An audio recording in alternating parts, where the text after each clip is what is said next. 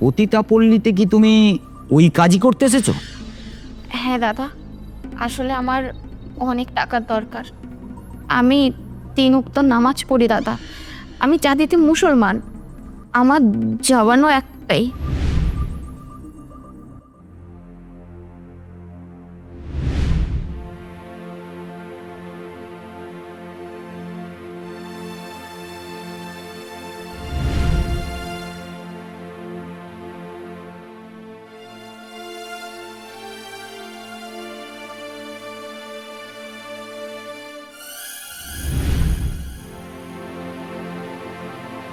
বলছি, কিছু যদি না মনে করেন তো আপনাকে একটা কথা বলি। মানে আমি অনেকক্ষণ ধরে লক্ষ্য করছি, মানে আপনি এখানে অনেকক্ষণ ধরে পাইচারি করছেন, যেন কিছু খুঁজছেন। মানে আপনি কি কাউকে খুঁজছেন? না মানে মানে যদি অসুবিধা থাকে বলার দরকার নেই। আসলে আমি অনেকক্ষণ ধরে লক্ষ্য করলাম, দেখলাম, তাই বললাম আর কি। জি দাদা, বলছিলাম এখানে পতিতাপল্লীটা কোথায় আমাকে একটু বলবেন? পতিতাপল্লী? এতক্ষণে বুঝতে পেরেছি। ওই একটু যেই সামনে। আসলে দাদা, আমি অনেকক্ষণ থেকে খুঁজছি, খুঁজে পাচ্ছি না। তাই বলছি আপনি একটু আমাকে নিয়ে যাবেন। বলছি, পতিতাপল্লীতে কি তুমি ওই কাজই করতে এসেছো? হ্যাঁ দাদা, আসলে আমার অনেক টাকার দরকার। দেখো, ওই কাজ করার জন্য ওই পতিতাপল্লীতে না আমি প্রায়ই যাই। তাই বলছি, তোমার যদি ইচ্ছা থাকে তাহলে তুমি আজ আমার সাথে আমার বাড়িতে চলো। মানে আমার সাথে ওই কাজ করে তার বিনিময়ে আমি তোমাকে টাকা দেব। আর আজ না হয় আমার টাকা নিয়ে চলে যাবে, আর তারপর তোমাকে আমি ওখানে একটা ব্যবস্থা করে দেবো। ঠিক আছে দাদা, আমি যাব আপনার সাথে। ওকে, তাহলে চলো, এসো।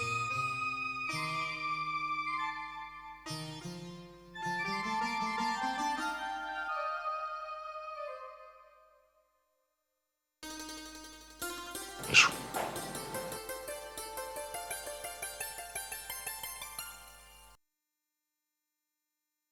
বসো। না না, চিন্তা করার কিছু নেই। তো তুমি এক কাজ করো, এই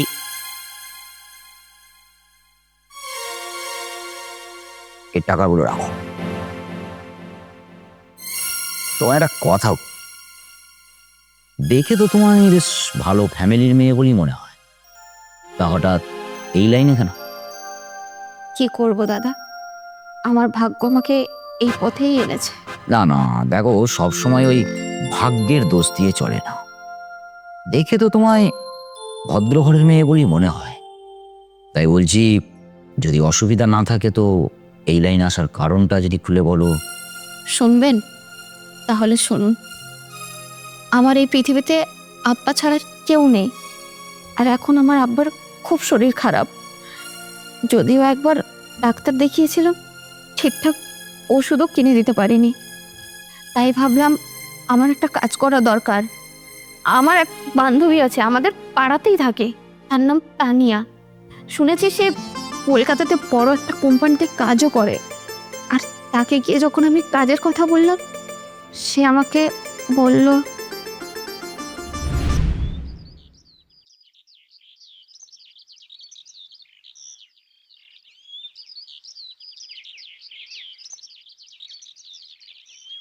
আরে রোজি, আয় আয় বস। কেমন আছিস বল? আর তোর আব্বা কেমন আছে রে? আব্বা ভালো নেই রে, সেই জন্যই তো তোর কাছে এসেছি। আমার কাছে?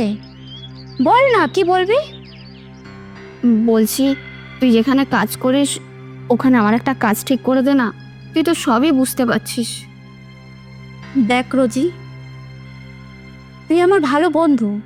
তোর যদি 200 টাকার প্রয়োজন হয় আমার থেকে ধার হিসাবে নে। আর আমি যে কোম্পানিতে কাজ করি সেই কোম্পানিতে তোর মতো মেয়েকে কাজে রাখবে না।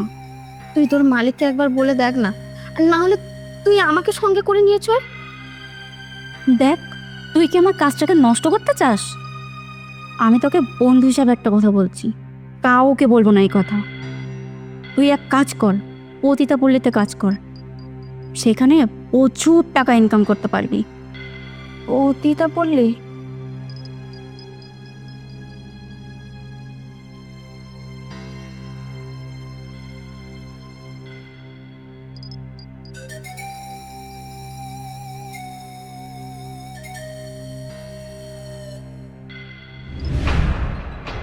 এবার বলুন আমার কি করা উচিত? সত্যি তোমার দায়িত্ব আর কর্তব্য দেখে খুবই ভালো লাগছে। কি আর করা যাবে, যাক, যে কাজের জন্য এসেছো চলো সেটা শুরু করা যাক। বলছিলাম দাদা, আজ আমার শরীরটা খুব খারাপ। যদি আমি কাল আসি? ঠিক আছে, তাহলে দাও, টাকাগুলো ফেরত দিয়ে দাও। আমি 3 ওয়াক্ত নামাজ পড়ি দাদা। আমি জাতিতে মুসলমান, আমার জবানও একটাই। তাই বলছিলাম কাল আসবো, যখন বলেছি নিশ্চয়ই আমি আসবো। তাই এই টাকাগুলো যদি আজ আমার কাছে থাকতো, তাহলে বাড়ি ফেরার সময় বাবার জন্য ওষুধ কিনে নিয়ে যেতাম। বাবা, এই কাজেও আবার অ্যাডভান্স? ঠিক আছে, বলছো যখন নিয়ে যাও। তবে একটা কথা, বেইমানি করো না যেন। আপনি নিশ্চিন্তে থাকুন দাদা, আমি কাল আসবো বলেছি যখন, নিশ্চয়ই আসবো। ঠিক আছে, তাহলে তুমি এখন যাও। আর একটা কথা, কাল যখন আসবে তখন এই চুড়িদার পরে নয়, মানে একটু স্মার্ট ড্রেস পরে আসবে, মানে দেখতে বেশ ভালো লাগে আর কি। কেমন? ঠিক আছে দাদা, আমি তাহলে এখন আসি। ইস্যু।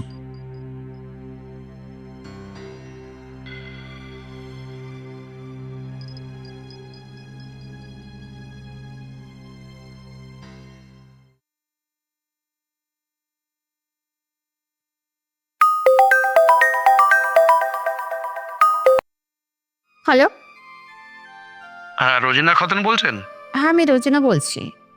শুনুন তাহলে, আমাদের কোম্পানিতে একবার আসতে পারবেন? ওই শর্ট লেকের পাশেই। তো দুপুর 12টার মধ্যে আপনাকে আসতে হবে। রাখছি তাহলে। ও, আজ যে আমার কি আনন্দ হচ্ছে! কাজের জন্য সরাসরি ফোন এসেছে আমার কাছে, কিন্তু বললো তো দুপুর 12টার মধ্যে যেতে। আর আমাকে তো এখন ওই ভদ্রলোকের কাছে যেতে হবে। না না, কাজ যাই যাক, কিন্তু জবান যখন দিয়েছি ওই ভদ্রলোকের কাছেই আমি আগে যাব। এটাই আমি করি।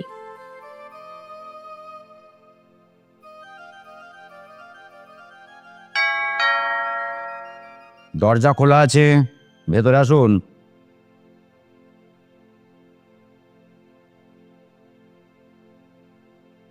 বাহ, কথার দাম আছে বলতে হবে। জবান জবানি। বলছিলাম দাদা, যা করার একটু তাড়াতাড়ি করুন না, আমাকে একটু বেরোতে হবে। কোথায় যাবে? আসলে একটা কোম্পানি থেকে কাজের জন্য ফোন করেছিল, 12টার সময় যেতে বলেছে, আমি সেখানেই যাব। 12টা? কিন্তু এখন তো বাজে 12:15। তুমি 12টার মধ্যে এখান, না না না না, তুমি তাহলে এক কাজ করো, তুমি আগে ওখানে চলে যাও, ওখানে কথাবার্তা বলে আর করে তারপর তুমি আমার কাছে এসো। ঠিক আছে দাদা, আমি তাহলে আসি। এসো। বলছি দাদা, এই যে ফাইলটা আপনি বাড়িতে আনতে বলেছিলেন, এই নিন।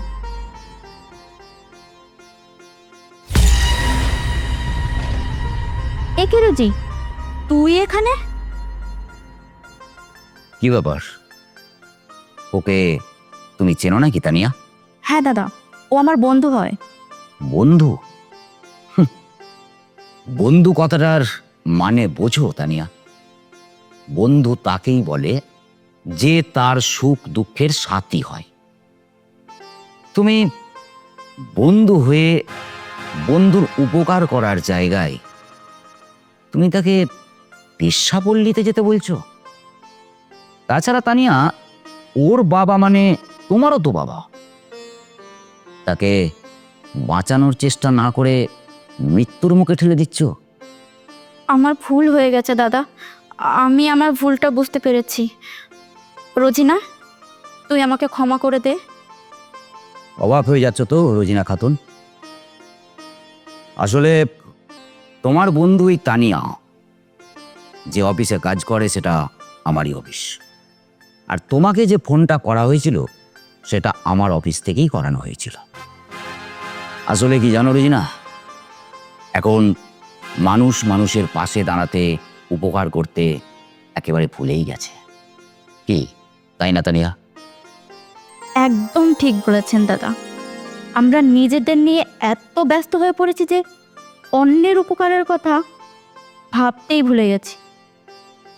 যাই হোক রোজিনা খাতুন, শোনো, আমার অফিসে আমি তোমাকে একটা কাজ দিচ্ছি।